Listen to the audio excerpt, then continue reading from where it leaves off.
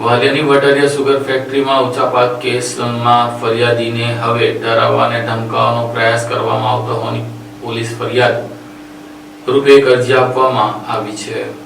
ભરૂચના વાલિયા તાલુકાના વટાડિયા સ્થિત ગણેશ સુગર સહકારી સંસ્થા સાથે સંકળાયેલા આર્થિક ગોટાળા, વિશ્વાસઘાત અને ઉચાપતના મામલામાં નવો વળાંક આવ્યો છે। કેસના ફરિયાદી પુષ્પેન્દ્રસિંહ સોણાવાએ તેમને ધમકાવવાના પ્રયાસો થઈ રહ્યા હોવાના આક્ષેપો સાથે પોલીસમાં અરજી આપી કાર્યવાહીની માંગ કરી છે। મામલો પોલીસ ચોપડે પણ નોંધાયો। ફરિયાદી પુષ્પેન્દ્રસિંહ સોણાવાના જણાવ્યા અનુસાર કોર્ટમાં કેસની તારીખ દરમિયાન તેમને જીવનને જોખમ તેમજ આર્થિક નુકસાન પહોંચાડવાની ધમકીઓ આપવામાં આવી રહી છે। ફરિયાદમાં જણાવાયું છે કે સરકારી વકીલ સાથે કોર્ટ તરફ જતા સમયે એક ટેમ્પો દ્વારા તેમને ડરાવવાનો પ્રયાસ કરવામાં આવ્યો। ગણેશ સુગર સહકારી સંસ્થા સાથે સેંકડો સભાસદ ખેડૂતો જોડાયેલા હોવાથી સમગ્ર મામલો વિસ્તારમાં ચર્ચાનો વિષય બન્યો છે। ફરિયાદીના આક્ષેપોને લઈને પોલીસે શું કાર્યવાહી કરવામાં આવી છે તેના પર સૌની નજર મંડાયેલી છે।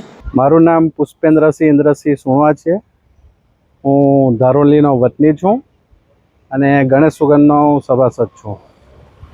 તારીખ 2 તારીખે વાલિયા કોર્ટની અંદર ગણેશ સુગરના તત્કાલીન ચેરમેન અને અન્યની સામે જે મેં કેસ મૂક્યો હતો હું ફરિયાદી તરીકે, તો તે ટાઈમે હું જિલ્લા સરકારી વકીલ શ્રી પંડ્યા સાહેબ, એમના પોલીસ ગાર્ડ, આસિસ્ટન્ટ એડવોકેટ, તો ગાડી લઈને અમે જતા હતા।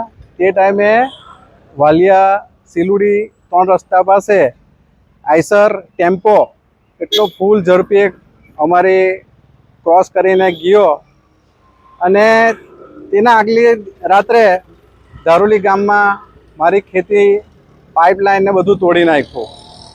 તો જ્યારે આ તારીખો ને આ બધું હોય છે ત્યારે મને ડરાવો ધમકાવવાની કોશિશ કરે છે, પણ હું હંમેશા મારી લડાઈ કોઈ મારી વ્યક્તિગત લડાઈ નથી। આ લડાઈ 18,000 સભાસદોની લડાઈ છે અને ખેડૂતો ગરીબોના હિતો માટે હું લડું છું।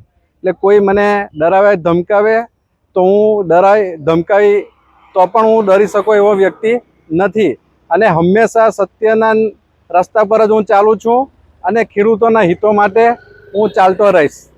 જય કિસાન, જય સહકાર।